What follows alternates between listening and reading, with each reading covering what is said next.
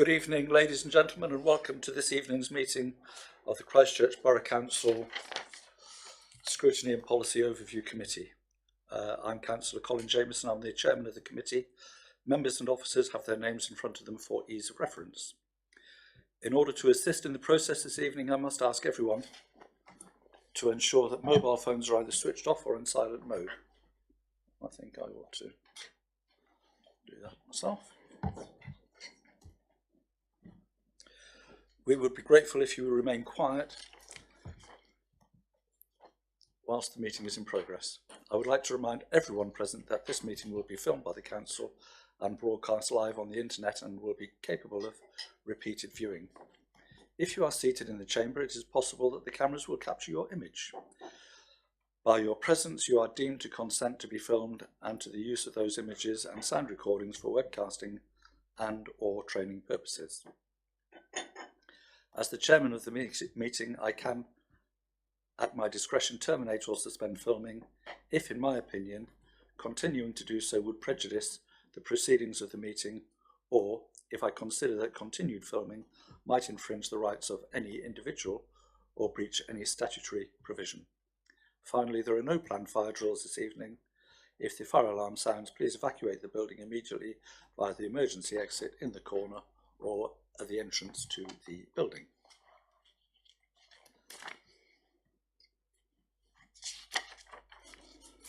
Agenda item 1, apologies for absence. Thank you, Chairman. Apologies received from Councillor Smith and Councillor Neal. Thank you. Item 2, declarations of interest. Item 3 is the Bournemouth, Christchurch and Poole Joint Committee, and to review the agenda for the meeting of the Bournemouth, Christchurch and Poole Committee being held on the 16th of April 2018 and agree any recommendations to be sent forward for consideration. And that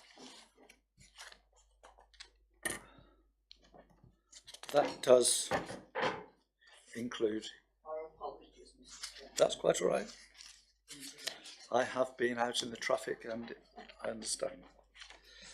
So if you look at item 3, which is on the supplementary papers, it starts off on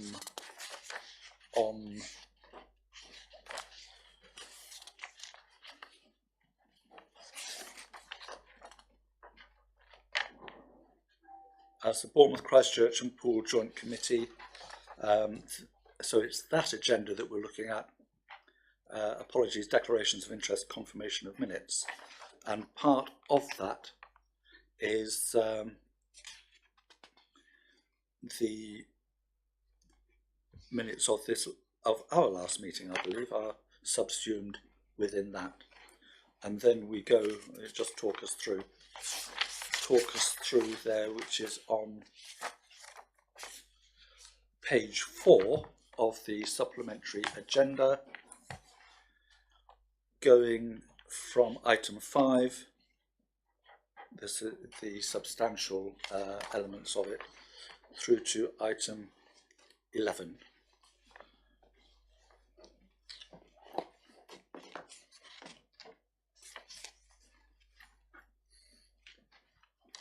Good evening. Apologies, Chairman. That's quite all right.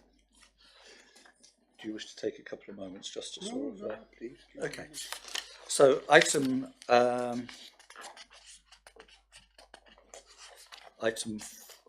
go through this as we have done in the past, and then I'm assuming that you've all viewed the papers and you can pick up any comments that you wish to as we go through, and I'm not going to put a 3-line whip on anything. We'll discuss it as long as you wish to. So item 3 is the confirmation of the minutes of the previous meeting of that committee.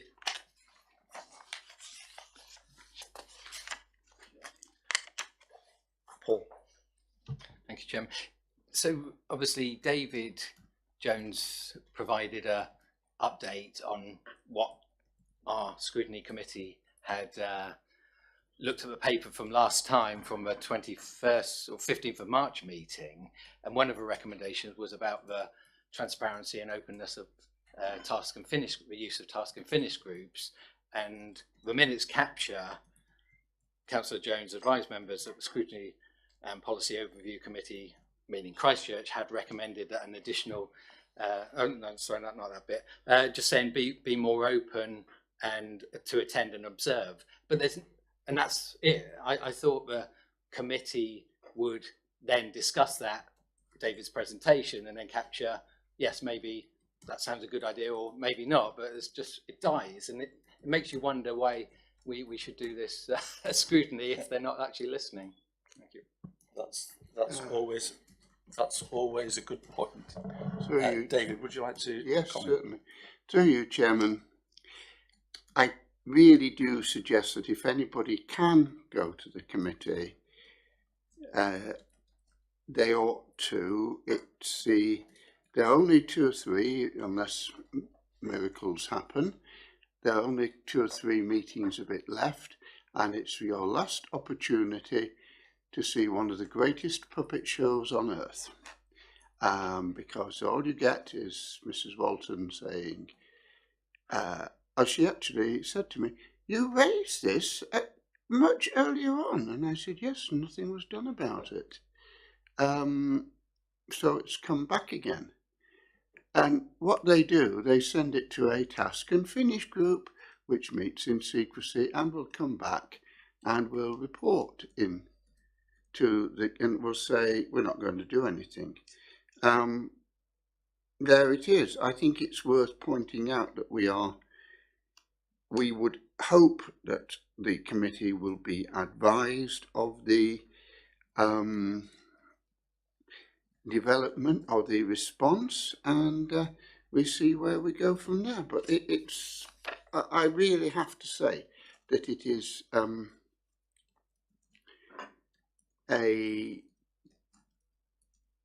honestly, I believe it a waste of time, but there it is. But at least we might as well go ahead and waste their time, because at least we're doing it to better effect. Yes, Councillor. Thank you, Chairman. Miss Ellis, myself and Councillor Neil, we were at a seminar, I think about 3 weeks ago, and then again we were at a meeting last night. So this issue about transparency of task and finish, it's not just Christchurch. The Poole councillors were also saying it, and the Bournemouth councillors were also saying it. And what seems to happen a little bit, the message from Bournemouth was that the councillors who are on, and obviously they have 2 on their the task and finish group, they were getting a little bit more feedback and a little bit more involvement, because those members then presented to the similar meeting like tonight. So I think again, to request that either Councillor Flagg or Councillor Trish Jameson attend these meetings. So the point you're making, and the officer I was having a discussion with her earlier on this evening about that very point, and perhaps it would be useful to ask her to comment on your take on the matter, because I think it's particularly relevant. The current process for this committee is for Councillor Flagg and Councillor Trish Jameson to report back to this committee meeting with their observations from those Bournemouth, Christchurch and Poole joint committee meeting. And does that include the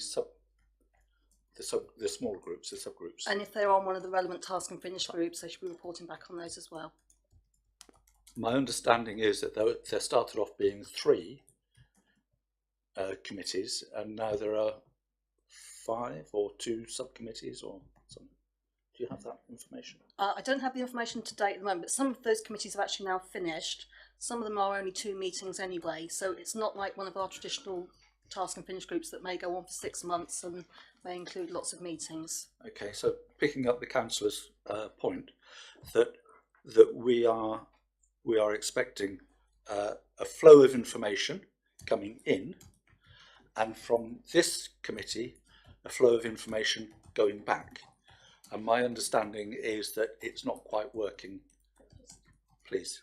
Just to confirm, the flow of information going back to the joint committee is that Nicola's doing some minutes and notes, They will be completed tomorrow. They will be sent to Bournemouth, and then the meeting's actually in Bournemouth on the 16th.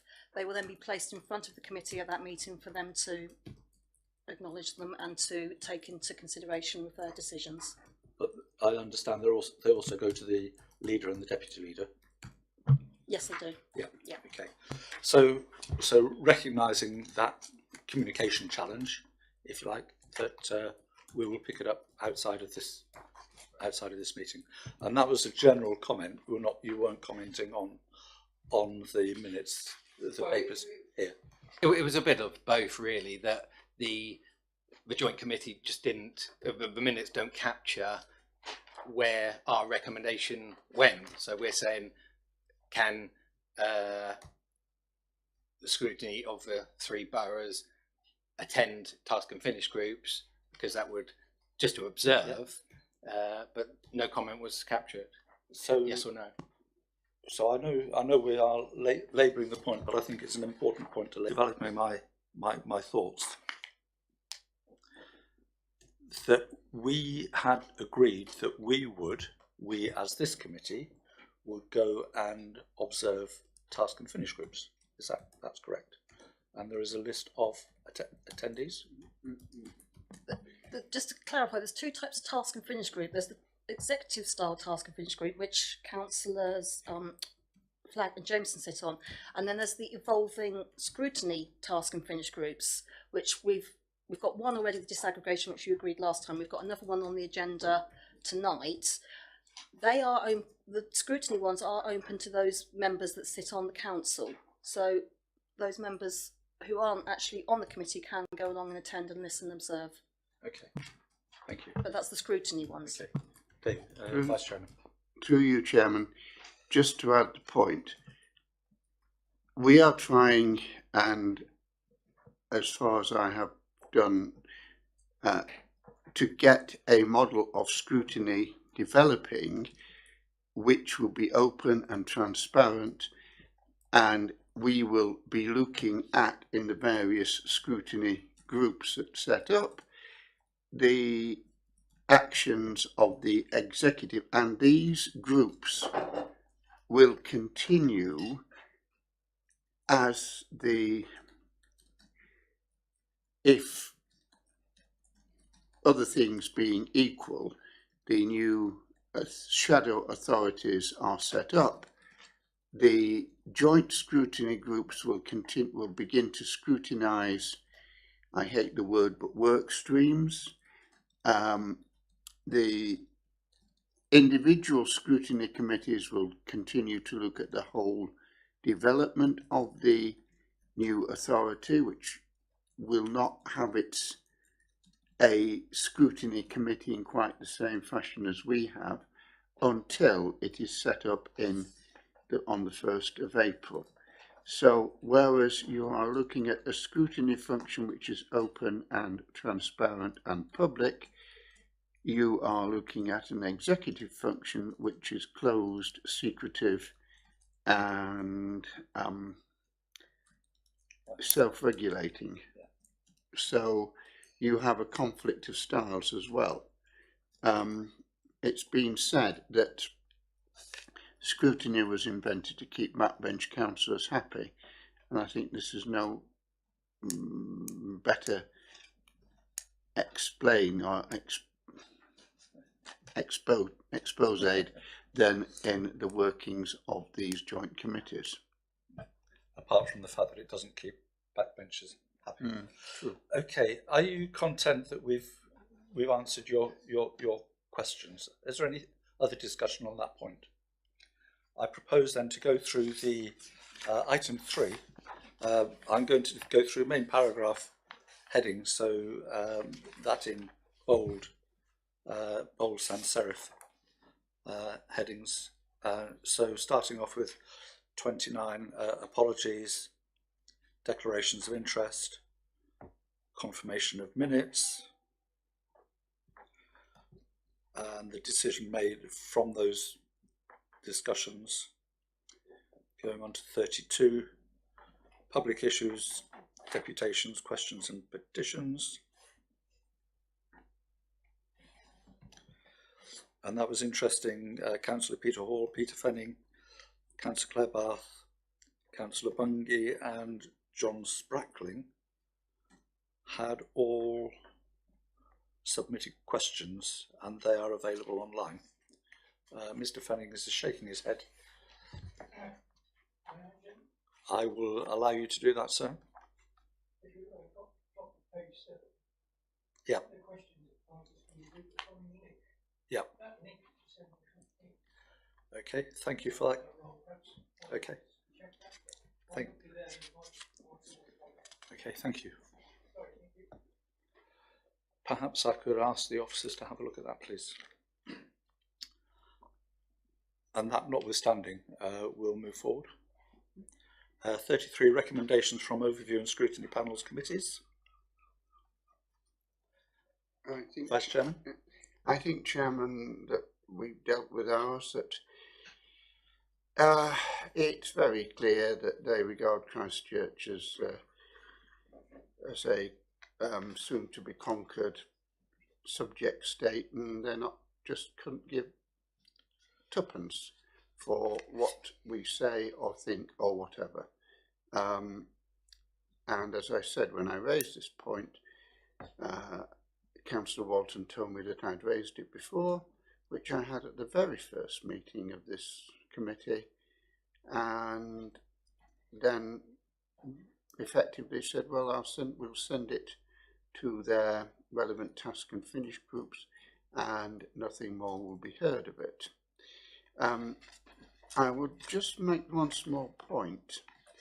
I pointed out the recommendations, and I read them out. This is the recommendation. I checked that they had the recommendations because they told me at the previous meeting that they'd never received them.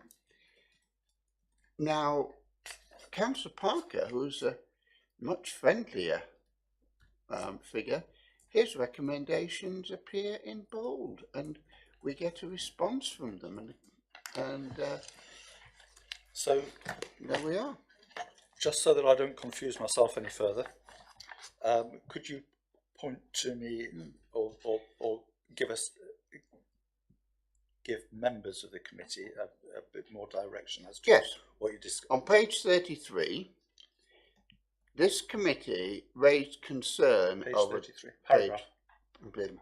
Page 7, paragraph 33A. Yeah.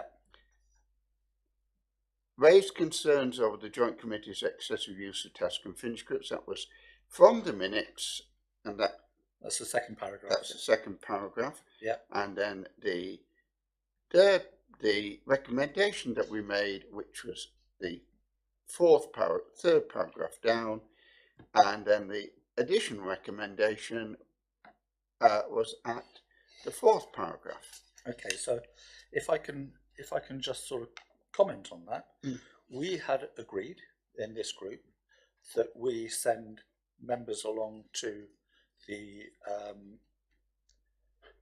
task and finish group meetings, and we had identified people who were going to attend. Is that correct? For this meeting, it's Councillor Flagg and Councillor Trish Jameson, our representatives. And just to clarify, the notes that Nikki's doing at the moment, for the Monday meeting, they will appear at this point at point 5, recommendations for review and scrutiny panels on the agenda. Which agenda are we looking at? This is the agenda for Monday. Yes, so you're looking at page 3. Yeah, page 3 stroke page 4. Yes. Item number 5, the notes that Nikki's doing at the moment, yes, they will appear on Monday in front of members of the yes, Bournemouth, Christchurch and Poole Joint Committee. Okay. Okay. Yeah. We're just looking at the minutes at the moment. And I don't wish to sort of labour the point. No, I am making the point, Chairman, on this about the recording, the way the minutes are presented. Yeah. But the chairman of the Borough of Poole's Business and Overview Scrutiny Committee, his recommendations appear in bold type, and they've got little comments on them. Now, as I said, we're the poor relation. And I think it would be, I certainly would like to know why we don't get quite the same treatment. Okay. So it's a question of style over substance, I think. Can I No, come in back, this Chairman? case the style is the substance. At the meeting in question, recommendations from Christchurch Council, 21st of February, we had said, my understanding, that we should be part of the David, go on. Sorry, Chairman, with all due respect, we're talking about two different things. I'm saying here that the meeting, the way the minutes are recorded, the hostile comments from Christchurch are downplayed. The positive comments from Poole are in bold, and that's the point. That's all I want to make on that point. Okay. And I do thank the officers for and I'd like this recording as well, please, for making every effort to get our notes to the Secretariat in Bournemouth, so that they can't say that we haven't done it or we've lost them. As a suggestion, I would suggest that your comments are actually put into the notes and minutes that Nikki's doing at the moment. They will obviously go off to the leader and the deputy leader, and that when they're placed in front of the committee on Monday, that both Councillor Flagg or Trish Jameson raise this issue with the group. And who will brief them? Well, when we send the minutes off, we can highlight the issue. Okay, thank you. Okay. Right, so the minutes, I'll very quickly go through the rest of the minutes if members are content. That the recommendations from overview and scrutiny panels committees, which goes down over the page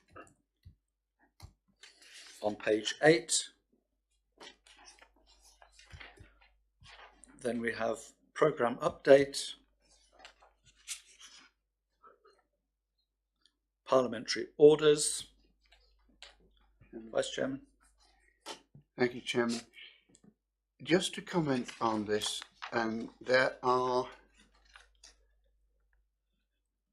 this is the heart of the whole of the matter, the most crucial item that is being discussed, because this is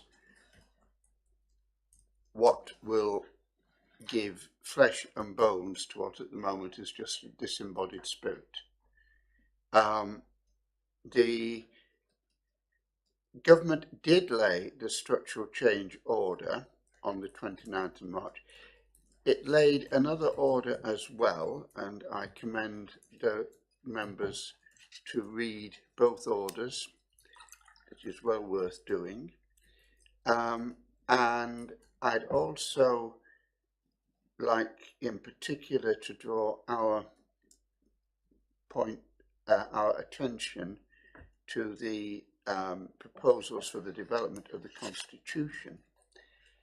Now, at the moment, the Joint Committee follows the Constitution from the Bournemouth Borough Council. Now, it would have been helpful if we'd been told which other authority's model constitution had been used as a model, because then we could have a look at that and see what we thought. I believe once again we have this, well, you'll be able to have a look at this through your scrutiny arrangements and achieve openness. Well, Before you continue, we're looking at the confirmation of the minutes. That item, Parliamentary Orders, is actually an agenda item that we will be coming to later. Then I shall come on to that, but I'm just pointing out that again, this was a major part of what was delivered, and it is important, and I do suggest members look at the actual orders themselves. Okay, and do we have those orders? for members to view? They are available, Chairman, on the internet from the department, and I am happy to send the links to them, or the actual documents which I have, to the officer for distribution. Distribution would be useful. Thank you. And sorry to In fact, I'm capable of distributing them myself. No, so I I'll think save you a job. it would be useful for them to come through the office. And sorry to cut across you, but I know it's coming up at the later on in the agenda. So, programme update, Parliamentary Orders we've discussed, consolidated MTFP, and this is just a matter of record. Council Tax Harmonization, and I think we all understand quite clearly what Christchurch's view was, but we're looking at accuracy of the minutes. And disaggregation, we're on page 13 now of the appendix, supplementary information. Sorry, yes, Paul. Just going back to the council tax harmonisation. So, Councillor Flagg reported not change, but I thought I read somewhere that he recommended and that there'd be a new like working to say council tax harmonisation in day one would be mapped out, and I thought it was captured as a recommendation, but then I look at the papers going for Monday and the only recommendation is within 8 years. They didn't specifically mention dismissal of a 1 year. Admittedly, 1 year is less than within 8 years, but they don't bring it out. Yeah. I think the point was that these are the minutes of the meeting. Councillor Flagg did put that forward, and when it was voted on, nobody, so it didn't go forward. So whilst it was brought up, it wasn't part of the minutes because they are the minutes of showing the accuracy, not necessarily a verbatim report. So moving on to para 38, disaggregation.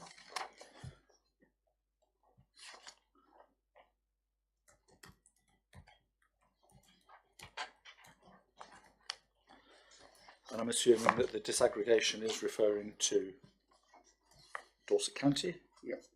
Do you wish to speak on that at this moment? Minutes? Not at this point, Chairman. Okay, thank you. So, Chairman, just on that point, so obviously the biggest part is Dorset, but won't there be some disaggregation of East Dorset? I know, in effect, we are sovereign independent, but the management structure, is there not disaggregation of that? I think divorce rather than disaggregation, I would say. I don't know if our officers wish to comment on that. Ian, please come and join us. Thank you, Chairman. Yes, you're quite right that the bulk is through the disaggregation of services that are performed by the County Council in Christchurch. As the Chairman has said, we are two sovereign bodies, Christchurch and East Dorset Council, so the assets, the liabilities are separate. We will need to arrange through the TUPE process where staff actually go in terms of the potential two new unitaries. And there might be some disaggregation about small assets where there has been some contribution from one council in terms of things like vans or IT equipment and things like that, but it's not of the same scale, and it's a different arrangement to the disaggregation of services from the county that are performed in Christchurch. So is it, please state, is it disaggregation of service or separation of functions where you have, for example, the planning function, which is a combined function within, so it's, whilst it serves two authorities, it is one body in itself. The responsibility for planning still stays with the sovereign bodies. We do have a single planning team, but at the point of, or prior to the point of the setup of the new councils, there will be a TUPE process where staff will end up in one or other of the authorities and perform largely what they're doing at the moment for, planning services for East Dorset and planning services for Christchurch. So there won't, in effect, be a disaggregation. For example, if you compare something like social care in Christchurch, that's undertaken in totality by Dorset County Council. So you need to actually identify which elements of social care are being undertaken by the County Council of Christchurch so that the new authority in the urban area can perform those services. That's distinct from the Christchurch and East Dorset, where they are performing services for individual councils. Yeah. So I'm not sure. Does that answer your question? Yes. Wendy, were you indicating? Okay, my microphone's always on. I'm in charge. Yes. Okay, sorry, Councillor Mrs. Jones. Thank you, How Mr. lovely to see you this Thank evening. you, Mr. Chairman. Just to pick up on what the officer said, that there will be this trooping and people will move from one authority to another. Yeah. But will all members of staff move from one authority to the other? Because will there not be some who won't have a place? Might I suggest that once we finish going through the minutes and we come to the rest of the agenda, that this is an agenda item, and we can pick it up there if you're happy to do that. But I would like to make progress on this, otherwise it is going to be a long evening. Civic Function Task and Finish Group Progress Report was delivered, which I was quite pleased about, because I have been going on about that for some time. Any comments on that? Forward plan for the Joint Committee, and that was the end of that part of the agenda. Now we come on to the, I'm sorry that has taken a little bit longer, and I think we've been covering new ground as well as the minutes, so hopefully it won't take us long to get through the rest of the agenda. I'm going on to item 6, which is the programme update, and if I could just suggest to members that in item 5 we're looking back. We're looking at what has happened at the last meetings. In item 6 going on to item 11, we're looking forward. So these are, as we have requested at this committee, the opportunity for us to look at the agenda for the committee next week. It is next week, isn't it? Monday, yeah. For looking at the committee next week and having our comments on the agenda for that committee.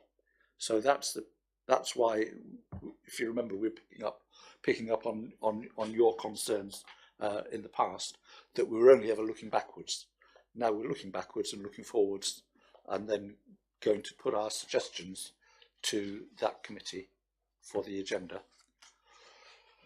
Okay, so item 6, programme update, and the recommendation is note the progress made since the last joint committee on approved work streams. This is a bit sort of probably a bit complex for us. I don't know, Ian, if you wish to comment on this at all. No, Chairman. Hopefully the report is reasonably self-explanatory in terms of the individual items that have progressed since the last time. So highlighting programme activity in the last period. And yes, Paul. Thank you, Chairman. As I said earlier, Miss Ellis and myself, we attended the Bournemouth equivalent of this committee, and at that meeting, Julian Oscom he presented this paper, and I thought it was quite encouraging. As in point 4, he broke it down into essentially got three main tasks they're focusing on, and obviously it is a big job. The main thing which I took away was that services would continue from day one. There wouldn't be anything like that. Staffing, obviously, day one would be robust and in place. And the other thing which point 3 about designing, it was about looking forward. So what would be the best for the new authority going forward? So it's maintaining what we've got, but hopefully making it better. Any other comments on that? I mean, I do struggle a little bit with this, because I think whilst we have been part of Dorset County Council and we have recognised some of the shortfalls that we have, for example, in providing an effective bus service in and around Christchurch, and when they did the 3 towns travel plan, which was if members remember, that was Bournemouth, Poole and Dorset having a plan to join everything up together, and it stopped at Sainsbury's. Now, if we're going to have a programme and a plan, that we need to be able to feed into that plan our aspirations for the whole of the borough, which everybody's desperate to get their hands on, apart from Dorset. So I'm not quite sure if in this those thoughts would be reflected. And thanks, Jim. So the conversation from the executive director seemed to suggest that it's obviously up to members, so that the members of that task and finish group will be relying on their knowledge and also feedback from other members to say what you've got now. And I think, I can't remember what the specific example, but there was a service, a data flow from Dorset wide, and a member was concerned that data flow, will it continue? And the executive director said that everything what we have now will be fed into this priority programme, so that it will be captured. And your example of a bus route, if a bus route is going borough wide, that will be fed in, that bus route will continue to be borough wide. So it's obviously on everyone's responsibility to ensure that David or Trish, whoever. So if I can just sort of repeat that in my words, that the programmes which are currently in train will continue, because the data is being fed down.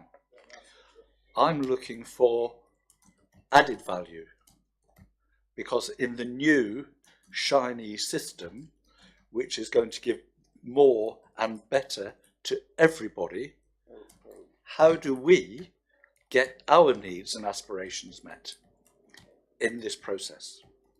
And yet that's exactly point C of 4C, is designing and building the new local authority, and that's what he suggested. That would be what would capture the aspirations. So I'm not sure if it's coming later, but what one of the things is, and I think he's, again, we task and finish group later is about appointing the chief executive of authority, and what one of the things which has been added to, in effect, the job description is the future, a vision.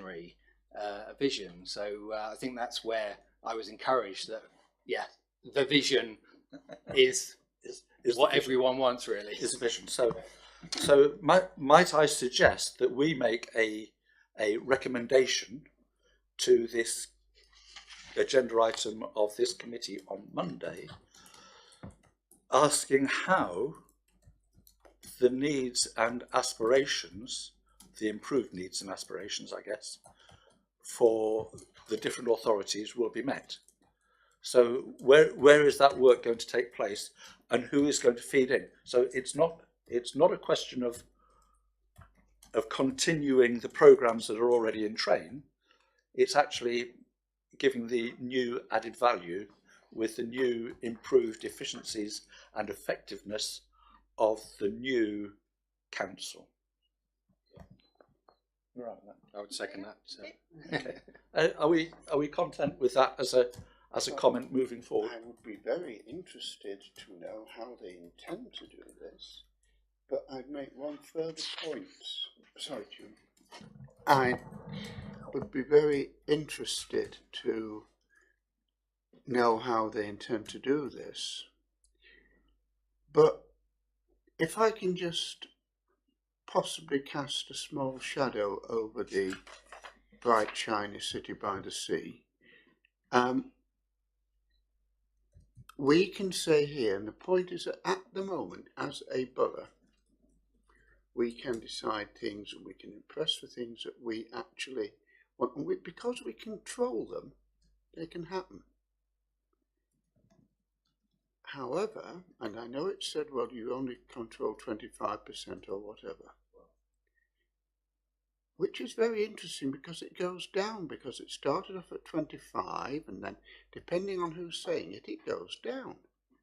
We control the services that are most important to our residents. Now, how can we ensure that these services, planning, environment, planning policy, greenbelt protection, continue to have the same response to what the people want when it's merged into one amorphous mass? Now, this has got to build up onto this. In Dorset, it is simpler, much simpler, because you are looking at an authority there that is genuinely committed to devolution and is saying, we want parish councils, we want town councils, we want area boards, we want to make sure that power flows upwards from the people. But everything that I have heard in 9 months of listening to this committee, the intent there is the opposite, that the decisions will be taken centrally and will flow down, and you will shut up and do what you're told. That is why it's so important that we have a powerful town council in Christchurch and not a charter mayoralty. That is why it is so important that our councillors are prepared to act together for Christchurch. Now, I hope that we will be able to see emerging very soon proposals from the new authority designate exactly how they intend to continue to provide, as Dorset County is trying to do, that the policy there is that the building blocks of the new Dorset shall be the towns and parishes of Dorset. Where is the equivalent commitment in Bournemouth? And it ain't there. And that, I hope that we can make the comment that when we see them talking about building a new council, that we want to know how they make it reflective of public opinion and local concerns in the various communities. Now, I'll make one other point here, Chairman. Right at the beginning, when we were looking at standing orders and constitutions and things, I then tried to suggest that the standing orders should be so written as to give the maximum possible opportunity for public involvement, and that we should look at the 3 constitutions of Poole, Bournemouth and Christchurch, and that the new shadow authority, that the new committee should reflect, or should try and reflect, the most generous method of openness. Instead, it was said that we decided to follow Bournemouth. When I challenged it and said, when did we actually decide to follow Bournemouth? In one of the most disgusting pieces of political chicanery that I've seen, they just said, oh, well, we'll decide now. All those in favour of adopting Bournemouth's constitution? Any against? Right, thank you very much, that's decided. Now, if you look at Bournemouth's constitution, it ain't very responsive to public involvement. And I think this is something that we want to take forward as a recommendation when this comes up, that we want to see structures put in place that will give the maximum possible opportunity for members of the public to make their views known. Not 15 minutes of public question time, but how does the authority intend to go down to the grassroots? It's a much bigger authority, even than the two that are there now. How does it really intend it? In our situation, how will it deal with a new part of its body politic, of which 84% have said we don't want to be part of this body politic? Now that is an interesting poser, and that's one that I want to hear some answers to. So I would suggest, Chairman, that that is one point we put forward to be raised with the joint committee. I know we'll never hear anything of it again, but I'd like to see something done about it. So, Chairman, through you, I'd like to propose that that be one of our recommendations. Perhaps you could give that to me more succinctly, Yes.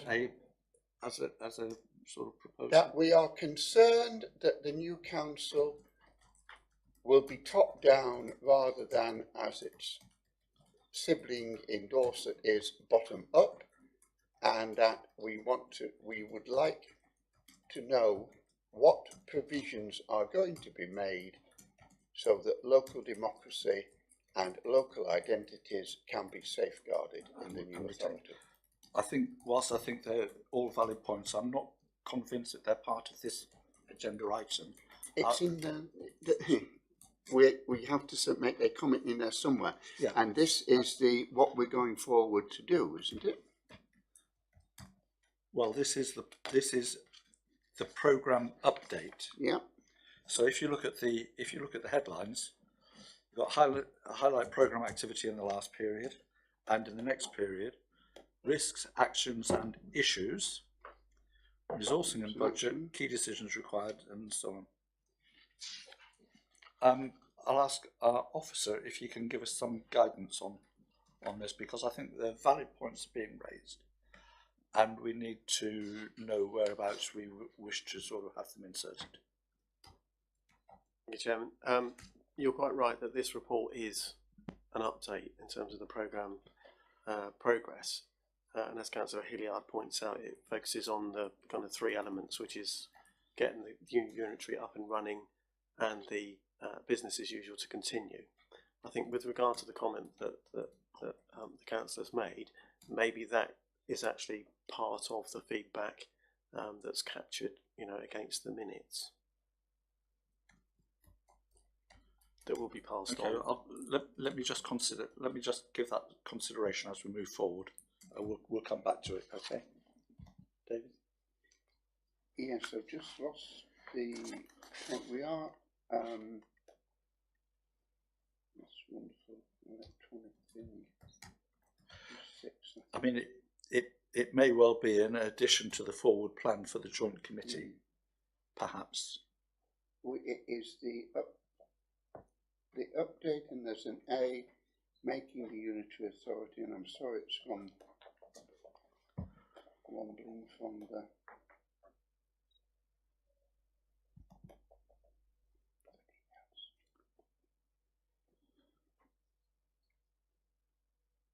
Chairman, carry on while I find it, please. So I'm going to move forward to the next piece of work, if members are content, to the programme mobilisation and resourcing.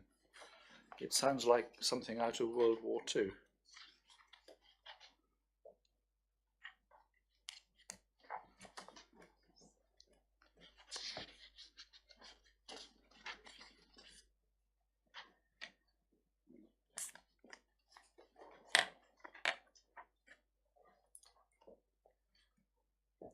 I'm just looking through the recommendations on page 1. Just give members a couple of minutes to go through that. Chairman, I've now found it. It's paragraph 4A, creating the new authority, and C, designing and building the new local authority. Yeah. And it's on page 18. Yeah, I assume it is because I can't find the page numbers.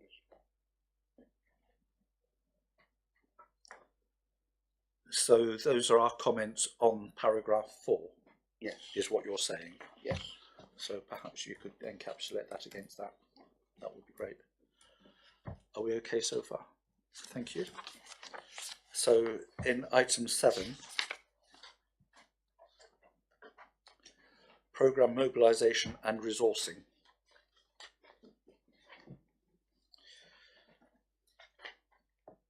And the recommendations are listed on page 1.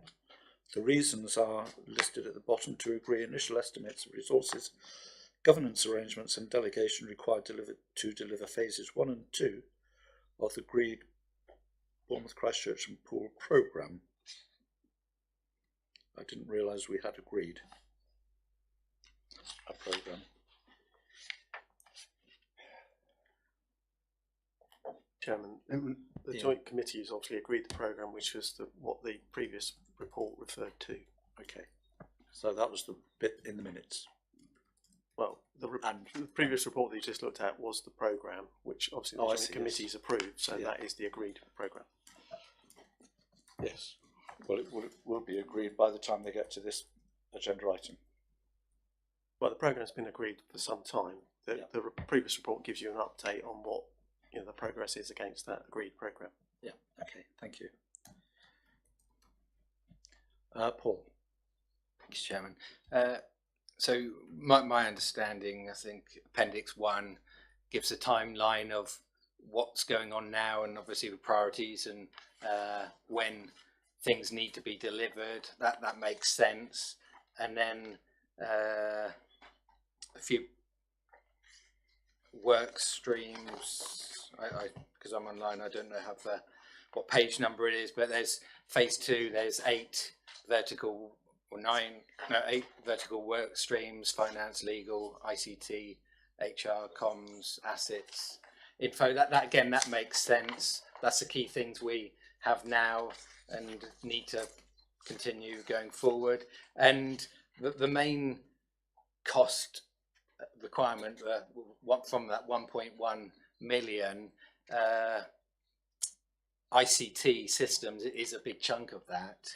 And again, heard from the executive director last night is that so you've got a system for Bournemouth, a system for Poole, system for Christchurch, those will have to continue, and then you have to buy a new license for the new authority, because there is a period where all 4 will continue, and that costs a lot of money. So again, it made sense. It's a big part of money. We talked about employees, regulations, again that costs money, and accommodation transition will cost money. So yeah, the figures seem to make sense. So that's an interesting point, because the IT function, according to my sums, is 660,000 out of a budget of 1.1 million. Doesn't leave an awful lot left for everything else. So we're looking at, under the new shiny authority, the programme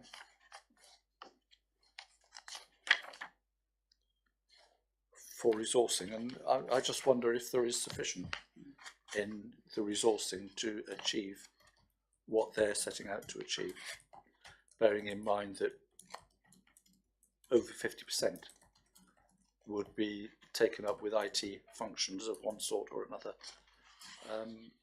Ian, are you able to comment on that? Or Chairman, the expectation is this is the resource that's currently allocated. So it includes all the contributions that all Dorset councils made, which was a total of 2.5 million, of which 1.16 is earmarked for the Bournemouth, Christchurch and Poole unitary. So that's the initial sums to start doing phase 1 and phase 2. Once the shadow executive is up and running and the programme progresses further, I would suspect that requests for further resources will come back as the year progresses. okay, thank you. Vice Chairman. Through you, Chairman, could it be that the point 3 is that could that be translated as we're running out of money?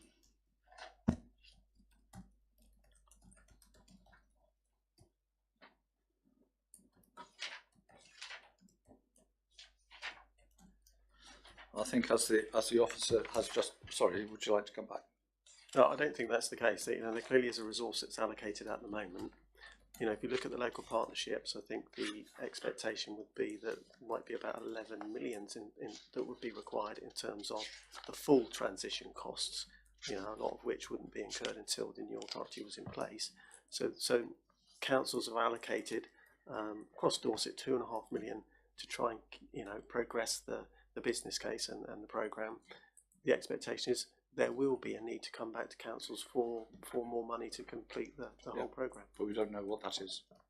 No, well, this is obviously the using the resource that's there at the moment. As this progresses, there will be further requests. Yeah. Okay. With all due respect, Chairman. Sorry, David, and that's 10% of the estimated total. You reckon at 11 million we've got 1.1? Yes. Yeah. Okay, I get that. With all due respect, Chairman, and it could be that I might have misunderstood the earlier pronouncements, but it does seem as if this is beginning to bear out the quote that I have used on innumerable occasions, and I take no pleasure in seeing it used again. Every unitary so far established has cost more and saved less than anticipated. Yeah, and I think I have that conversation with people virtually every day, and you only have to look at Cornwall to see that played out in real life. But I'm not going to go down that road because it could be a long evening. Councillor Watts. I withdraw my question. Sorry, Councillor Mrs. Jones. Say, Mr. Chairman, that I'm very concerned at the pressures that are being put on staff who are having to do their normal work, which was for a full-time job. Now they are working on this programme, and it is said there is no extra pressure. There has got to be extra pressure. If you've been giving a full-time, a proper, full paid work, then you have to fit in this. And now we're talking further down about we may need additional staff at point 27, required on a fixed term transitional basis. We are putting sorry, I'm not very well at the moment. We are putting an awful lot of pressure on our staff, and then we are faced with these extra staff that are going to have to be paid for. And like as has been said, I think we are on a downward spiral, and I think our staff are under extreme pressure. And it should be recognised that throughout the three authorities, people are in effect doing two jobs, when one was regarded as something they were giving their all to. Now they're having to do two.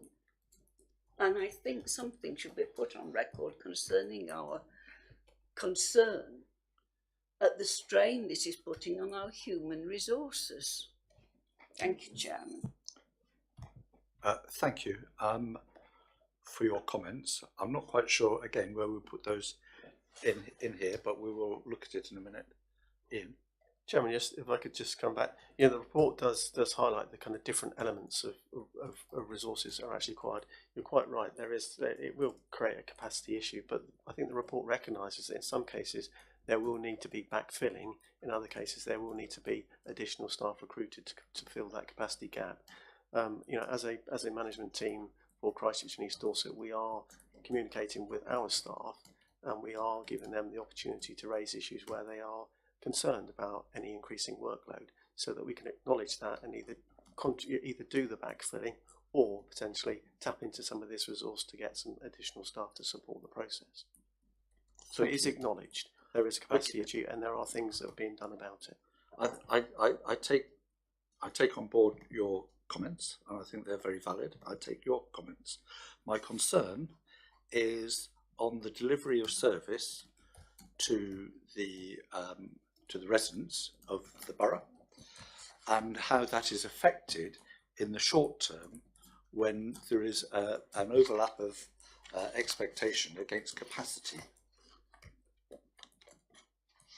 Please. Chairman, at the moment we're not seeing any effect to the services that are actually being delivered.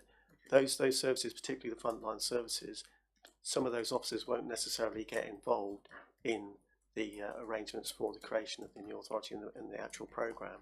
A lot of the resource that's going into that is the managerial and the support staff that are supporting those. So frontline staff are not necessarily getting sucked into the actual programme at this point in time.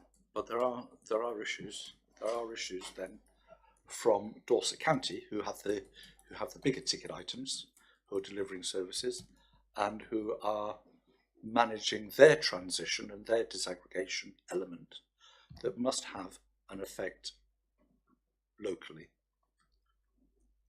Chairman, I'm not aware that there's been any impact on service delivery at the moment. Okay. May we could we please be aware of our concerns with regards to that, and I think we need to know what the mitigating sort of actions could be in the future. Chairman, I think the mitigating actions are part of what's in front of you in this report, in that, you know, backfilling and additional resource is required in certain circumstances. Okay. So I think that comes up around about page 28 from memory. Yeah. Councillor Watts. Thank you, Mr. Chairman. I would just like to point out to this committee and to everybody that we in Christchurch are in a very unique position. If you cast your mind back to some time ago when we went into the partnership with East Dorset, that gives us an advantage of when you, I'm not going to use the word merger, when you join a partnership, you have experience of rationalisation, disaggregation, and all of the things we've been talking about. So I think in Christchurch, we are actually ahead of the curve, and I get great confidence listening to our officers because I do believe that they are professionals and they have an understanding of this from a previous experience that we carried out not so long ago. Therefore, I am quite happy to listen to them, take their advice, and I'm sure if our officers need more capacity, they need more resource in whatever way, they will come and talk to us and ask us. And also, I'm sure they will be helping and guiding other members of the Bournemouth and Poole side of this. So I do believe that we are in actually a rather unique position, even though some people tend to think of us as the smaller entity. I actually think we've got a much more powerful voice in this. Thank you, Mr. Chairman. Thank you. Before you come in, Denise, you raised, no, I'm speaking to you. You raised the comment about the effect of the programme on the staff, and you've heard from the officer the mitigating factors that are in place. Are you content with that? No, Mr. Chairman, I am not content. Okay, so would you like to come back? I'm sorry, Mr. Chairman, I am not content, because if our officers have been giving it their all, as we expect them to, then they have to do all this extra work. Something has got to give. Yes, it talks about, well, we will try and solve problems by extra staff, but we haven't got those extra staff yet. So somewhere, something is suffering. You've only got to look at this programme that we are reading through. We're not reading through it carefully as we will have done at home, but it's taking us a very long time just to read the thing, not do it. And we are expecting our staff, and it's all right. It might be said, well, we're not getting complaints, but at the moment when your job is in danger, you're not really going to stand up and complain and say, I can't cope, because you want to be kept on in employment. And I know officers won't say this, but I'm saying it on their behalf. It stands to reason that you are putting a tremendous strain on officers. Then you're talking about, oh, we're going to have to employ extra. But if all our officers were working as we said they were at full capacity, then we have got all this extra work. They have been working above that full capacity and will continue to be so. So how can we say they're not affected? Either they're not doing the work for Christchurch, and Christchurch is suffering, or they're not doing the work towards this new authority. So if we're saying everything in the garden is lovely, something is given somewhere. Thank you. Thank you, Chairman. In all the programme updates, there's a section about risk identified. Now, what was raised last night, and Miss Ellis, correct me if I'm wrong, but it was raised that there's this 9 risk matrix set up, and that will be, it's looked, and staff is one of those on there, harmonization is another. So there's 9 risks highlighted. They're looked at by the directors daily, in effect. They'll be updated to committees. Now, it's not in this agenda, and I don't know, Ms Ellis, where you understood that those risks would be taken forward. I understood from last night's meeting the same as you, Councillor. Right. Yeah. So on that point, I would expect them to be in as agenda item, like a risk log at every joint committee, and updates to say, yeah, as you say, staff, we've had no adverse staff sickness or lack of service provided, and that would give us comfort that the risk is managed and going forward. But as I say, Bournemouth have, so the chief executive of Bournemouth, she acknowledged there is a 9 risk template, so I would expect that we should see that and get regular updates somehow. Okay. So what I would say on that point, which is a very valid point, if you're involved in project management at those sort of levels, is that on the previous agenda item, which was programme update, there is paragraph 14, risks, actions and issues, and clearly resources is a risk. And if I guide people back to page 19, para 14,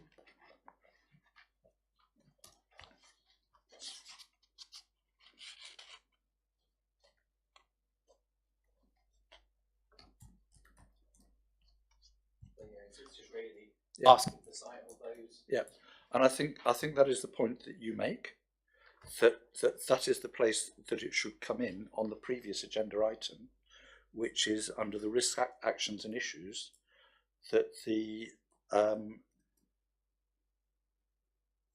staff issues and the resource issues are recognised, because if somebody is being paid to do work 100% of the time, and they're working 100% of the time, you come along with a programme that requires them to work 200% of the time.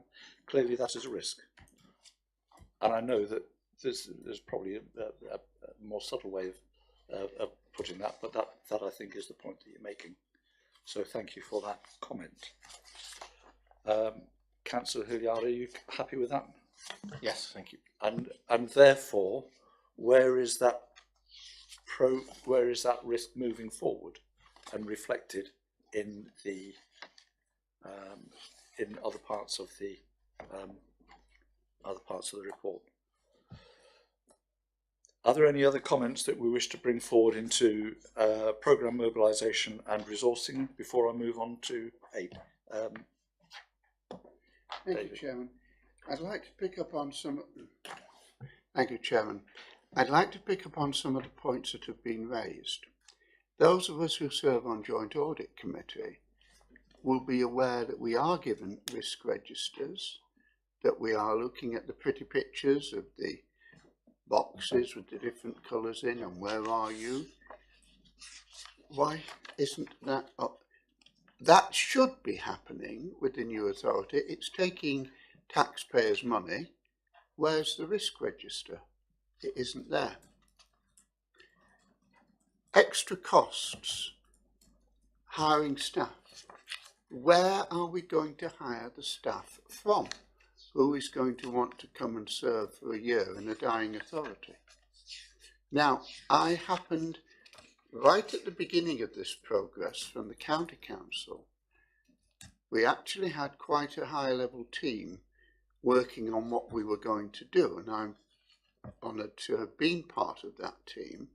I stopped being part of it when the county unfortunately agreed to support option 2B, and I felt that I could no longer in conscience work to further something that I could not support.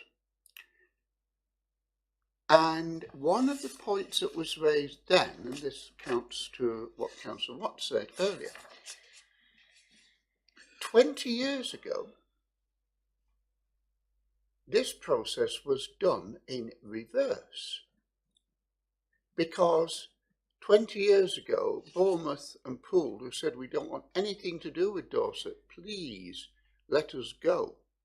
And on a far bigger scale than is happening in Christchurch, the county services that were provided to Bournemouth and Poole were disaggregated. Now, there is the expertise there, but one point that was said was that, and it applies here as well, 20 years ago, there was the spare capacity in the county to absorb the extra workload. Now, before this abomination of desolation appeared on the horizon, the county had made a wonderful job in reducing its numbers without cutting back its services. Very efficient, working harder, not working smarter, not harder. Redeploying resources, wonderful. Have they got the capacity now to do this work and the day job? It's beginning to show the strains, and I am engaged in some casework now, as is Councillor Mrs. Jones, that illustrate that the strains are beginning to show. At the borough level, we know we have senior officers who are working very hard to further the interests of the Joint Committee. But 10 years ago, no, I beg pardon, 8 years ago, I said, which chief executive hasn't been pulling his weight? If we can manage with one chief executive, which one hasn't been working? Don't think. Yeah, I think the answer to that has become apparent. But where is the question now that the chief executive is doing the work of Christchurch, the work of East Dorset, and the work of the Joint Committee, the work of Greater Bournemouth. If that's being done absolutely efficiently, that's fine. Mr. Milner is doing the financial officer's work of Christchurch Borough that occupied a full-time treasurer as recently as 6 years ago. He's doing the financial work for East Dorset, which at the same time occupied a full-time job, and now increasingly he's having to do more and more work. Now, I accept that part of any senior officer's work is planning ahead for the future, and planning ahead for Christchurch has been, we hope temporarily, suspended. But that doesn't alter the fact that the workload is going up. I know it's in planning, we're told we cannot attract proper staff, so we have to rely on agency staff, and agency staff costs more. It's, to my mind, Chairman, all of this is proof that the arithmetic on which this was constructed is coming more and more into question. But I do accept that the work, and also one other point, the job of a senior manager, and having been in that position, I can say this, is to support the staff under him.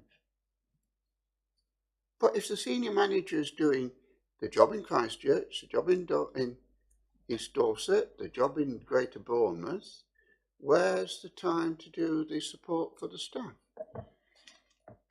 Yes, we're not getting any complaints, but is that because the staff, A, are too frightened to complain, and B, that the senior managers are too overworked to pick up the signs?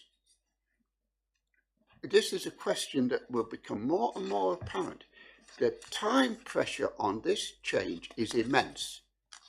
It was one that I think is going to show more and more of a problem. But for the time being, we have got to take every effort to safeguard our staff, because I think the cracks are beginning to show. Thank you.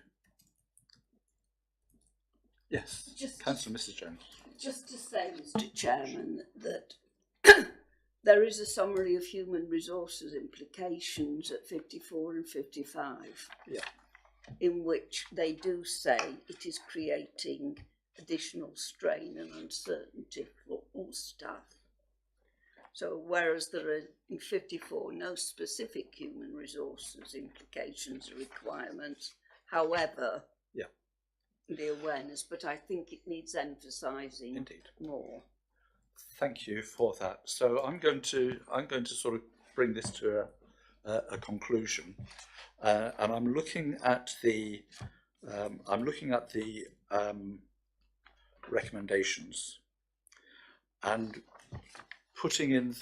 trying to put into the recommendations question our concerns about the risk element that appears not to have been alluded to in the previous agenda item, where it says there are none. And we will probably need to refer back to para 14, which is on page 19, for that. And in particular, so these are, bearing in mind, these are our comments going forward to the committee, and we are concerned about the risks which haven't been identified in the risk log or the risk register. Let me just finish, please, here. But have been alluded to in the body of the text of the report, and I would refer members to para 24 onwards, going down to paras 35 and on paras 55 and in para 65C, where we're asked to note and endorse the principle that additional resources will be required to support the preceding authorities in delivering the BCP programme, whilst also delivering day-to-day services, is a risk which needs to be identified, even if it's mitigated, but it needs to be writ large. Ian. Thanks, Chairman. You said they hadn't identified the risks. They have identified the risks. They're just not escalating the risks. And I think the question is, can the risk log be part of the programme update? Okay, I think well, if they have been.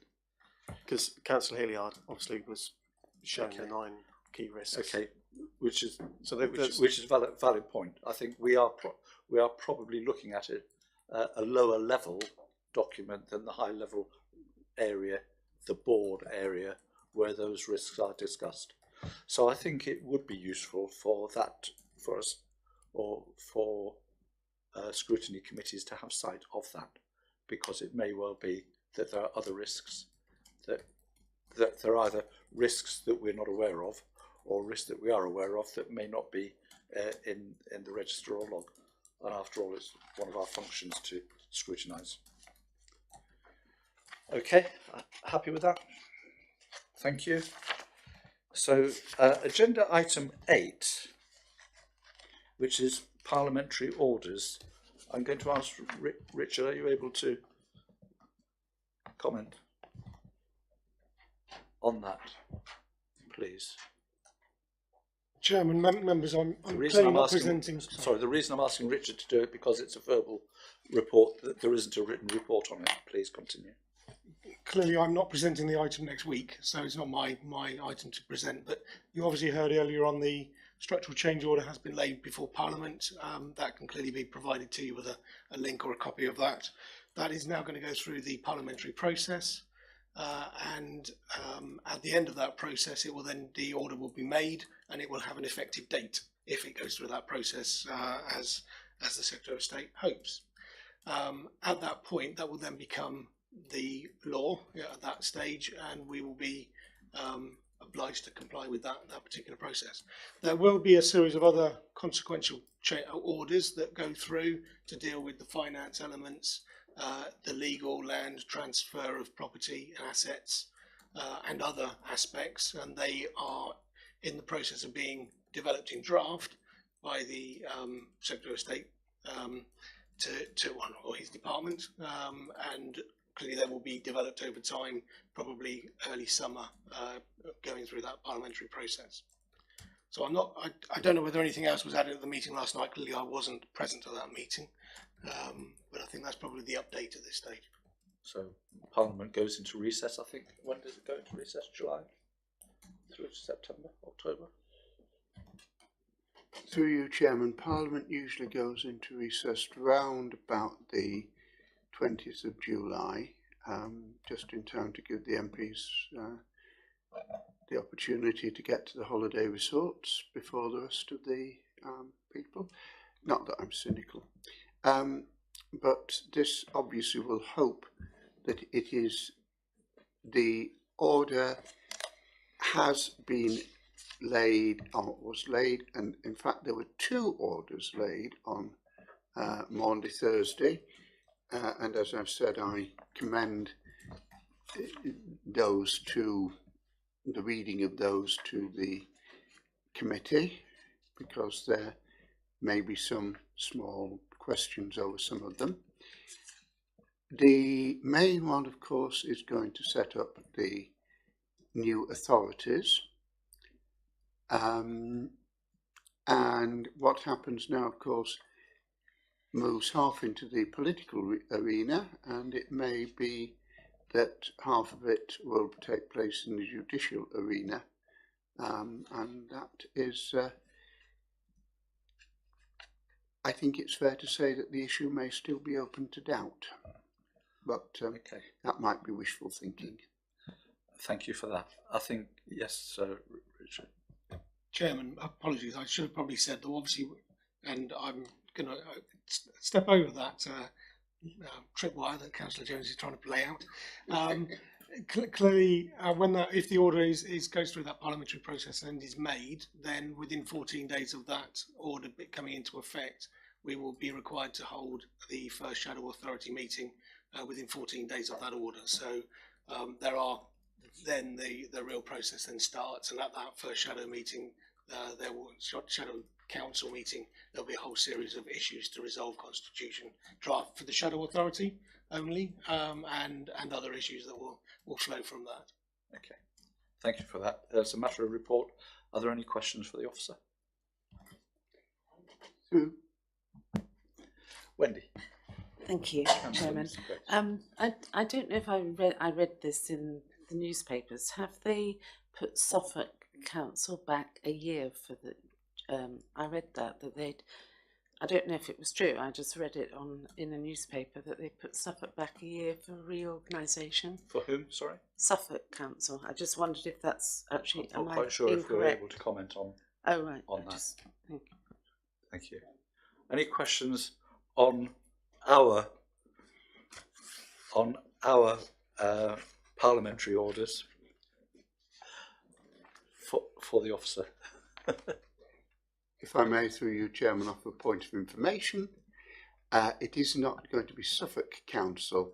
That is a procedure where 2 district councils who have been working as ourselves in East Dorset were doing, have decided to go one step further and join as one district council. That is not the creation of a new unitary authority, which is slightly different. Okay. Through you, Chairman. Yes.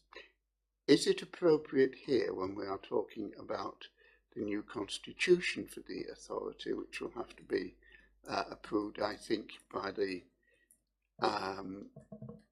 order, that, as I have mentioned earlier, it should be a constitution that gives as wide a range of openness as possible, sets out an authority that sets out to be open and transparent and not do its deals.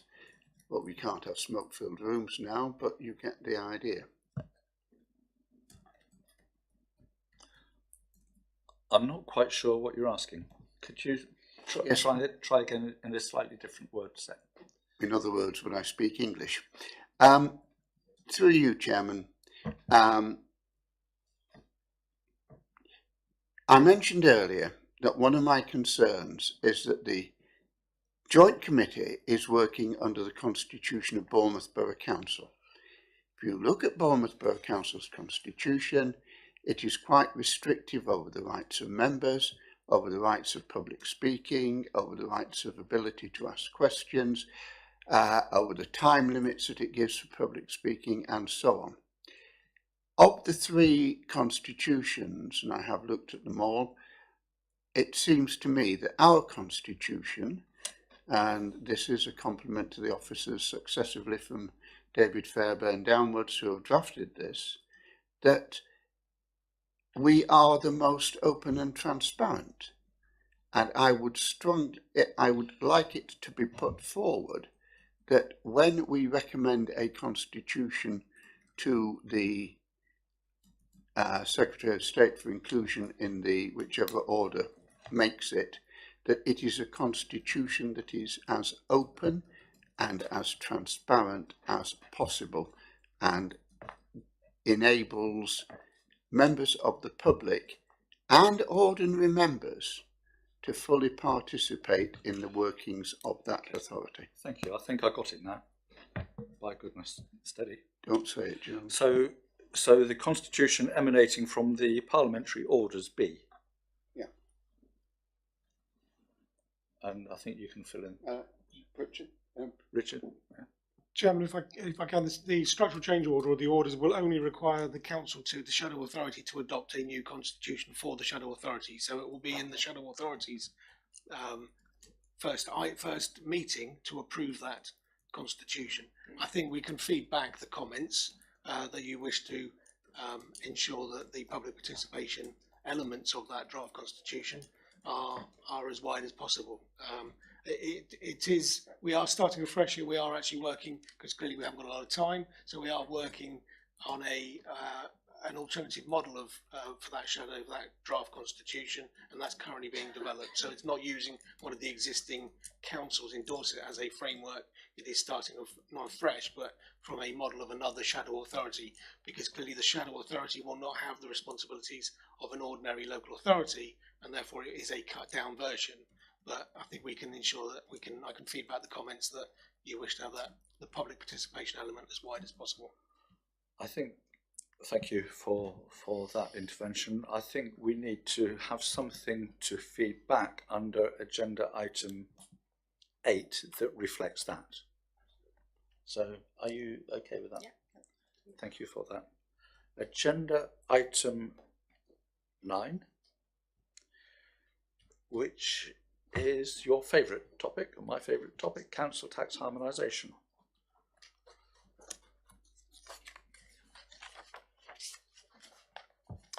Now, my view, and members have heard me say this before, is that in my view we should not be looking at harmonising council tax.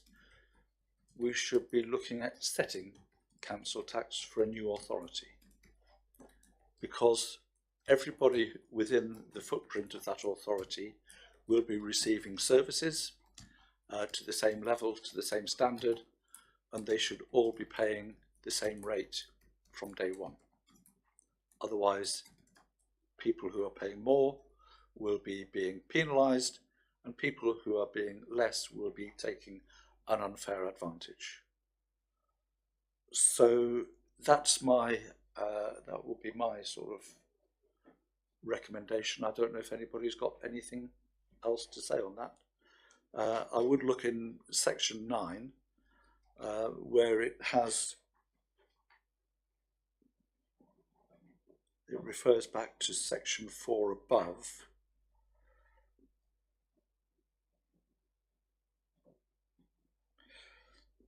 Whilst recognising that the Task and Finish Group on Council Tax Harmonisation needs to look at all available options, this joint committee urges the Task and Finish Group to prioritise which: ensure that no borough council's tax level will rise at a rate exceeding the government's referendum limits, and include freezes and or reductions to the absolute level of council tax paid by Christchurch residents.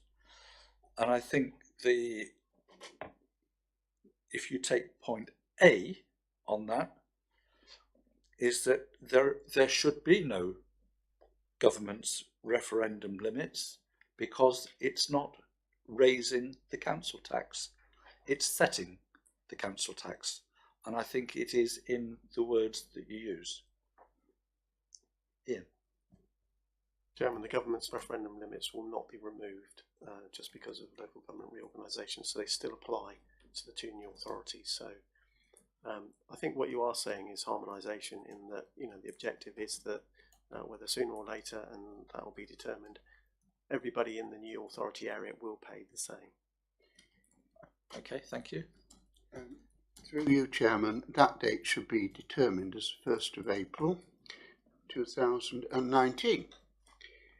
If the Shire Authority can do it, and I was told yesterday that that is a recommendation that they're going to be putting forward, mind you, of course, they don't need Christchurch as a cash cow for 8 years, but that doesn't alter the principle that it is a new authority, and in principle it should be day one harmonisation. And if that means that they have to raise the council tax and have a referendum, then that is a problem of the leadership of Bournemouth and Poole, who artificially kept their council tax low for 5 years. And quite honestly, Chairman, I think the electorate of Christchurch expressed their view of option B quite emphatically. Okay, thank you. Trevor, do you wish to speak? Thank you, Mr. Chairman. Just a couple of questions. In obviously section 9, page 39, there are 5 options. Whose idea was it to put those options in and not come up with an option, for example, along the lines of what's been discussed, that either Bournemouth and Poole up their limit to match Christchurch, or Christchurch reduces its limit to match Bournemouth and Poole? Was that an option that was looked at, and is it possible, is it probable that we could reduce Christchurch's council tax element in line with Bournemouth and Poole, so that we're all the same from day one? Yeah. Now that would have a financial risk, and that would have a financial take on the situation, but is that possible? I think if I can refer you back to paragraph 4, which explains where that has come from, but ask Mr. Milner if he would like to comment on that, because you're probably more aware of it than... Thanks, Chairman. Yes, the appendix shows, I think, probably about 19 or 20 models, and the 5 that are referenced in paragraph 9 are those that fit principles set by the Joint Committee in paragraph 4. Other models do exactly what you've suggested. Model B is harmonisation on day one, and there are various models where Christchurch's is reduced, Bournemouth and Poole's go up above referendum limits, and variants on those themes, and all those models are there to be seen. Okay. So there's been extensive modelling and different options that was presented to the Joint Committee. The Joint Committee has resolved at this point in time to prioritise what's said in paragraph 4, and there are 5 models that fit those principles. So might I suggest, I think that answers your question, doesn't it? It was the task and finish group that decided, but well, that's what it says here. The Joint Committee decided, the task and finish group made a recommendation, and the Joint Committee. Okay, yes, yeah, okay. Point noted. Thank you. That our comment should be that option B. Did you say? Yeah, I can't read that. I think it was very optimistic to expect me to read anything in the appendix. But option B is harmonisation on day one to meet the needs of the wider community within the footprint of the new authority. Is that correct? And the other option would be to reduce, and I'm not quite sure because I can't see it, whichever option it was, to reduce Christchurch down to the same or mean or median of Bournemouth and Poole. Thank you, Chairman. Yeah, option B harmonises on in the first year to a weighted average, and that would see Christchurch is coming down by 7.28%, Bournemouth's going up by 3.56%, and Poole by 6.46%. Yeah. But you know, there are variants to that, and there can be further variants on option B. So thank you. I think the points that we're making is that, and bearing in mind that we're making our observations to the forthcoming meeting, which is on Monday. On Monday, which basically says we hold our position, which is that on day one we should all be paying the same to meet the needs of the community within the footprint of the unitary authority, so that one part is not disadvantaged against another part. Paul. Just on the modelling, so to the point of that section 4, so Christchurch can reduce, but has there been a model which means that Bournemouth and Poole haven't gone above that referendum limit? Because I don't think B and D do that. But to Councillor Watts' point, if the modelling reduces Christchurch, raises Bournemouth and Poole to a referendum limit, that would be an impact to revenue. Has that been modelled? Thank you, Chairman. Yes, you know, in paragraph 9, those models actually do that, those options, and you can see those in the attachment. So they will fit the principles in paragraph 4. So either Christchurch comes down, is frozen, and the others do not exceed the referendum limit in terms of an increase. Right, because I'm looking at B. Council Christchurch has gone down 7.26, but Bournemouth has gone up 3.56, which is above the. Yeah, but sorry, Chairman. Yeah, please carry on. If you look in paragraph 9, the options there, C, G, J, M, N, are the ones that fit the principles. So if you look at option C, you should see that the principles fit what's set out in paragraph 4, i.e. that Christchurch comes down by a small amount, and both Poole and Bournemouth only increase to amounts that are below the referendum limits. I take that point, but the main thing is that it doesn't happen in year 1, though. No, it doesn't, but then that's the consequence of the principles that they've set out. To Councillor Watt's point, we want to see it in 1, and none of those 20 maps show, in effect, which could happen, that you reduce Christchurch down to the bare bones, whichever is the highest between Bournemouth and Poole, they take the maximum raise, and the other takes a raise not so much as a referendum. So it is achievable, but the modelling isn't there, and then that impact, what would be the impact on the budget of the business case? I will have a quick flick through to see if there's one that's quite close to that, and I think probably model. Well, I'll have a quick look through to see if there's a model there that nearly matches that. Please come back. And I think it might be towards the end, which is possibly Councillor year 2. Sorry, Chairman. That's Year 2, where you can see. No, that's not quite it either. So I'll have a quick look. If you would like to have a look while we continue, and then you can come in when you found the data that you're looking for.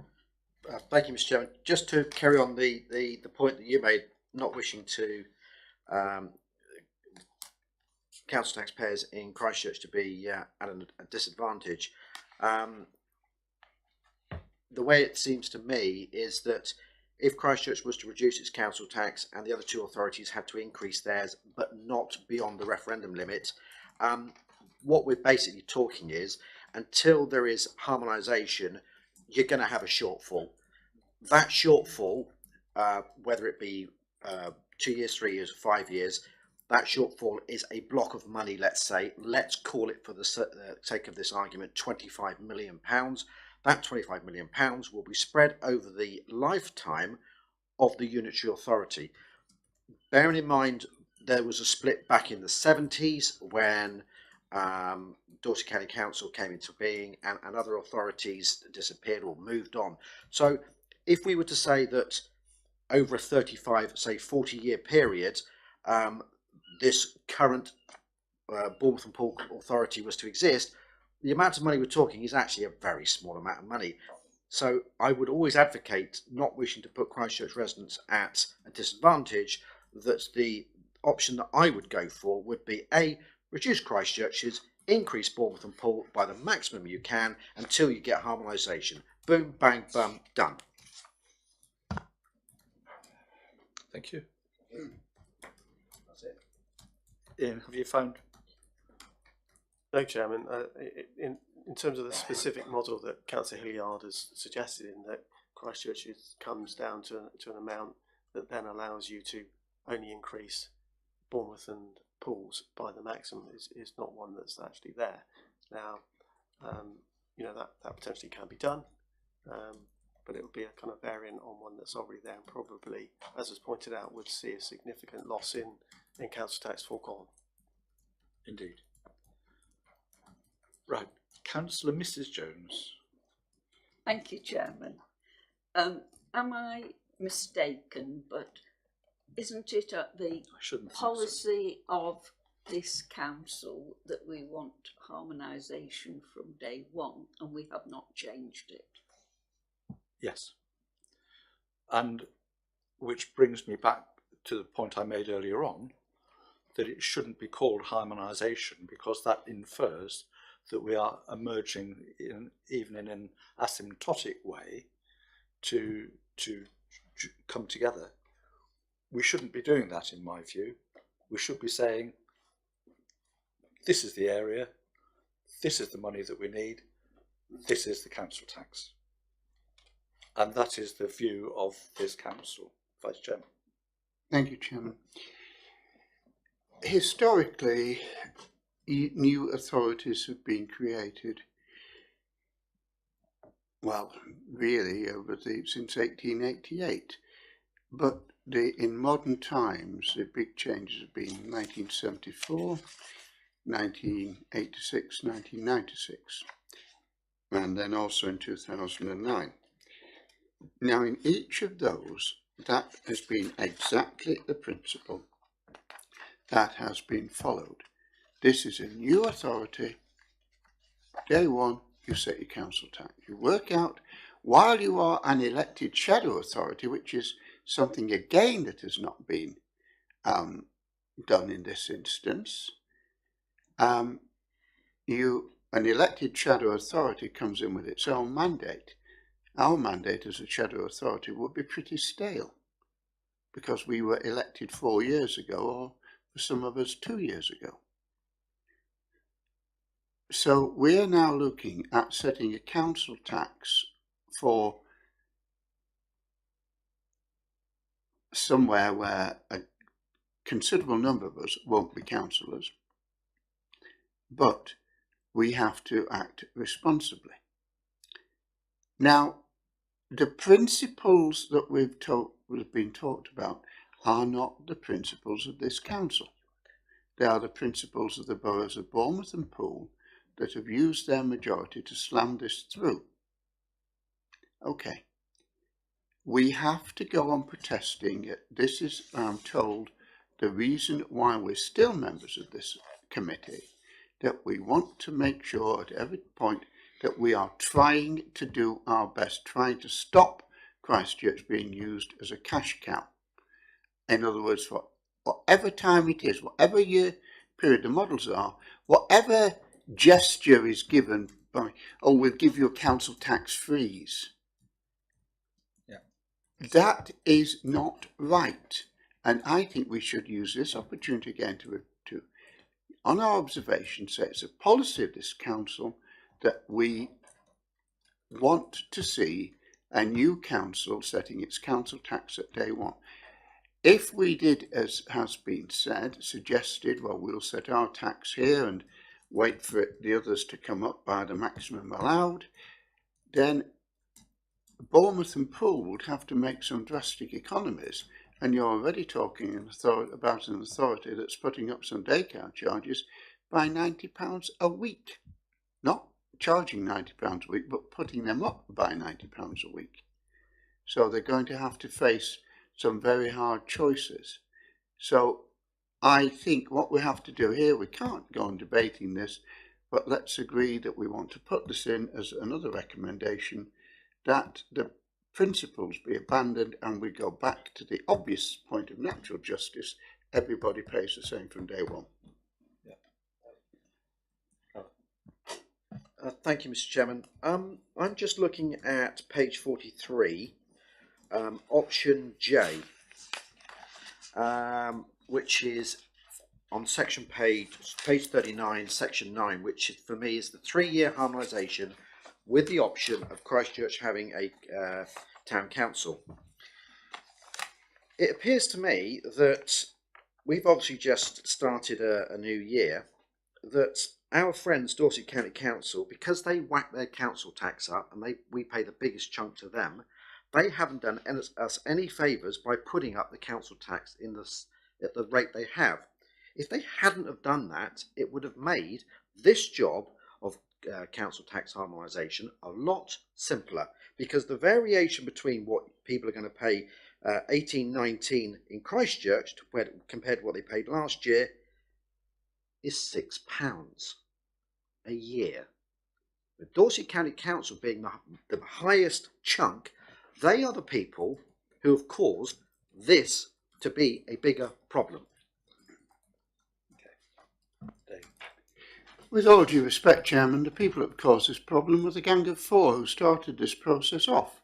Otherwise, the Christchurch and Dorset would be going on coexisting with the County Council providing excellent services and the reason that, and saving money. And can I say again that Dorset are taking this course because, being prudent, we intend to make sure that we are going forward irrespective of whether future Dorset goes through. If our MP, and then of course it's you, I suggest that you go and argue with the leader of the county who said that in her budget speech. Let's just keep to the point, Yeah. please. Okay, I'll also make one last point on this. If our MP, as I'm sure we all wish, is successful in throwing a spanner into the works of future Dorset, Dorset County Council will be fine. Bournemouth and Poole will have the most dreadful headache. And that's where the problem is. Not being prudent has cost Bournemouth and Poole a lot of money and may cost us our independence.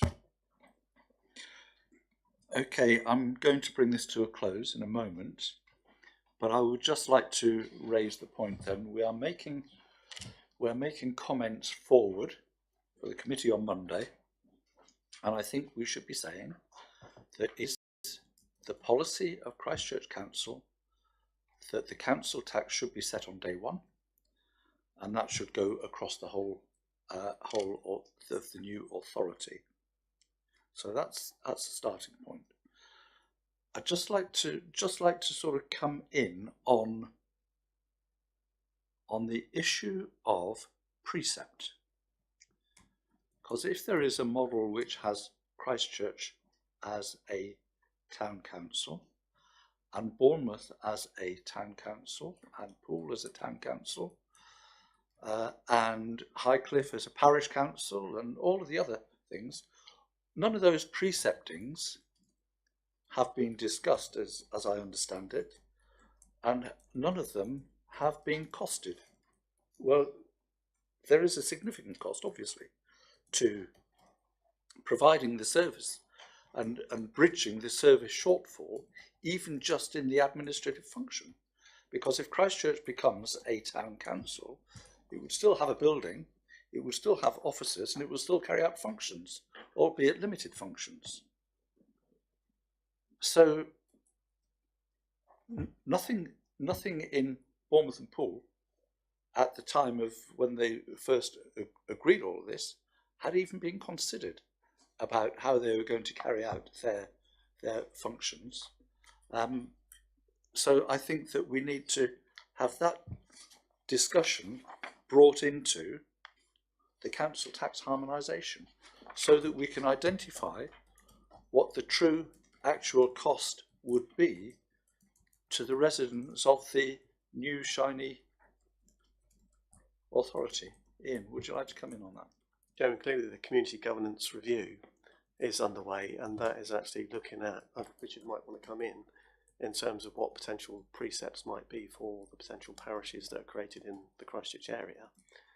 They will be, in effect, top sliced from the existing council tax. So some of that has actually been factored into the modelling. So there is acknowledgement of the impact of parish councils and a precept for services that they may undertake.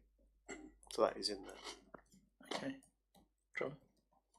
Thank you, Mr. Chairman. Just as I said earlier, on page 43, option J actually does mention, right at the bottom of the section there, Christchurch Town Council, £25.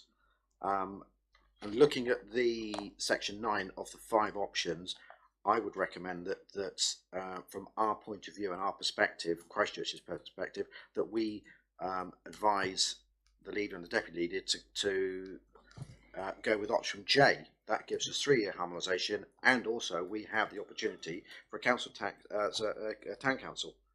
All right, that's for me it would be the best option for us. Yeah, thank you for that, Trevor. But we can't do that because it is the policy of this council that we go for harmonisation on day one. So we can't, as a scrutiny committee, make a different recommendation. But what we can do is bring forward the precepting, and it's to me it's one of the failures of the model that they have, is that if you have a town council, you spend more money on the administration and the structure and the capital buildings and all of that than you would ever do on the delivery of any services. But you would still have to have it, and those discussions need to be had at the council tax harmonisation part. Let me just finish, so that we can see the value of what we're getting in simple terms. Ian. Chairman, that's not a matter for the council tax harmonisation group or the joint committee. The community governance review and the level of precept and what the services the parish councils, if parish councils are set up, is the business of this council. Okay. So they will wait until this council makes a resolution in terms of what the suggested makeup of. In the absence of that ability, we just say that our view is that we should have on the table for discussion one of the options would be option B, and I'm proposing to move on that. Through you, Chairman, I'm happy to second it, and I can't find it, but I'm assuming that this says day one harmonisation, but with a town council. Chairman, one point though that I would make, which I wonder if it has been widely noted, is that while we are pursuing a democratic option of having a town council and an elected councillors who will choose the local mayor and exercise local power, Bournemouth and Poole are looking at what was a declining model of a charter mayor and charter trustees. Now, charter trustees will be a precept on the whole authority, not just on Bournemouth. Bournemouth and mayoralty, which I understand they had never thought about the cost of maintaining in any way whatsoever, and Pools will be paid for by Christchurch. Yeah, got that. Now, again, has this been properly considered in their in the workings of this? Because it is another expense, and it's one that wasn't considered or set out in the original paper. Only a small one, but it's there. Okay, thank you. Richard, please. Chairman, if I can just clarify, funding of charter trustees, where they would exist over the whole of the area, that could potentially be charged to the whole area. If Christchurch is covered by parish and town councils, then it is likely that and we are seeking guidance on this particular point, my understanding at the moment is that the area that is defined as that charter trustee area would be charged the precept for that area. So you'd have a separate precept for the Bournemouth and the Poole area. Okay, that's useful to know. Ian. Ian, do you wish to come back? Okay, thank you. Okay, so are you happy that you got the essence of our comments? Yes. You're very clever. Thank you. Item 10, disaggregation. Wish to speak? Chairman, there's not much on here because there's not much really to look at, because the problem is there are figures that we have been promised in March, and I don't know whether they've yet been provided, for the costs of the services that are done. Again, this is a very complex issue, and we see that 129 templates have been issued for analysis, and there's more, and so on and so forth.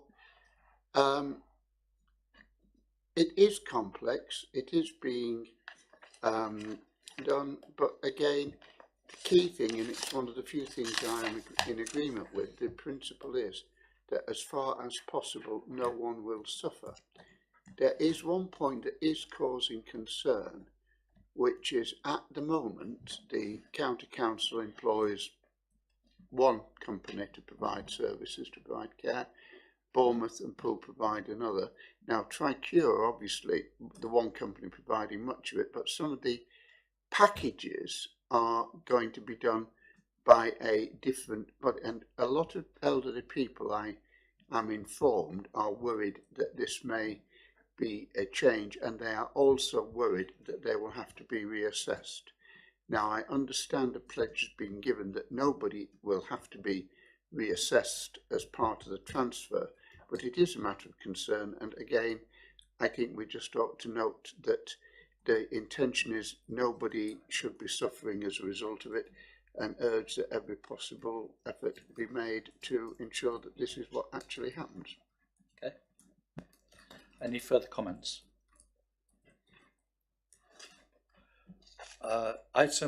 Agenda item 11 is the Joint Committee Forward Plan. Now, I don't want to just accept this as read. I'd just like, Paul, I don't know if you'd like to pass comment on this, because you attend some of these. Oh, you have done. David, I think you've attended some of these, have you? On the, I know Paul went to a meeting yesterday that I wasn't able to go to. I have no further information on that, unless Paul has. No, well, the way I read it is, obviously, you've got the Monday meeting of the Joint Committee. The next one is 23rd of May. and it just seems to be task and finish groups updates and strategic updates. So that's all which is planned in the forward plan. So it does make sense. Then there is a program update for June, and obviously that potentially will be the first shadow authority meeting. So yeah, as far as I understand, there are just 2 joint committees to go in the plan, but yeah, I don't know any more. Okay, it's just updates. Okay, I'd just like to raise a small comment on the last page, page 54. Halfway down is the appointment of chief executive and senior and statutory officers to consider a report from the programme board on progress, and the chief executive, managing director, executive strategic corporate directors are the people who are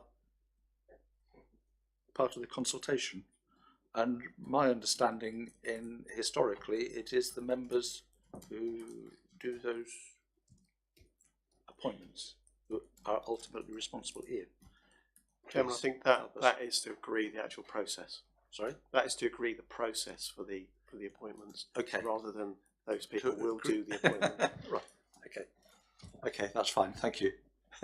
Thank you for that point of clarification. Any other? Chairman, can I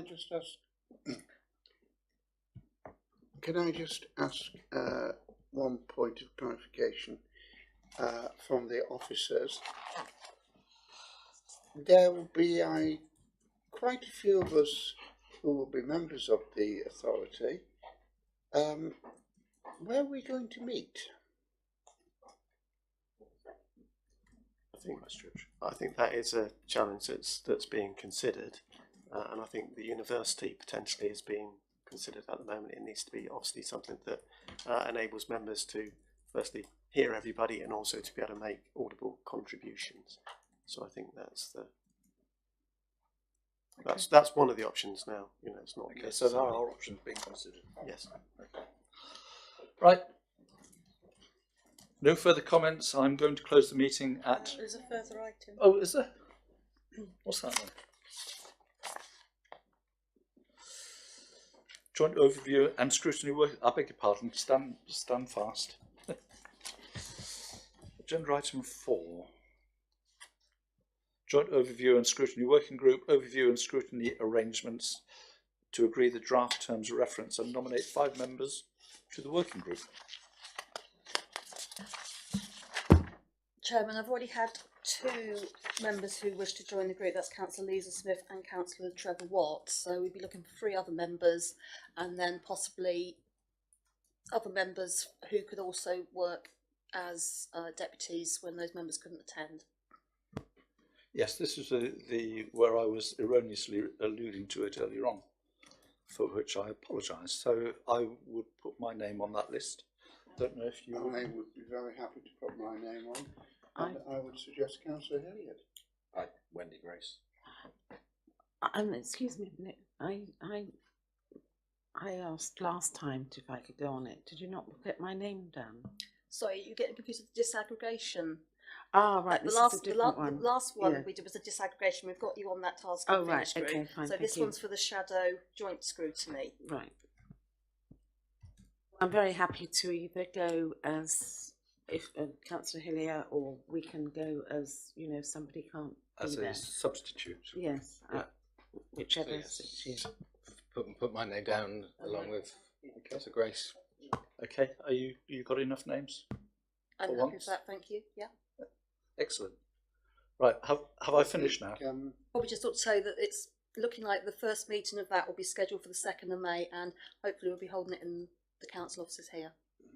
I think Chairman, Councillor Mrs Abbott would like to be considered as a substitute. Okay, could we put that in? Right, can I close the meeting now? Okay, at 5 minutes past. Thank you, ladies and gentlemen, very much. Thank you, officers, very much for your patience and forbearance, and look forward to seeing you all at a future meeting not too far away. I'm going to leave that with you. Right.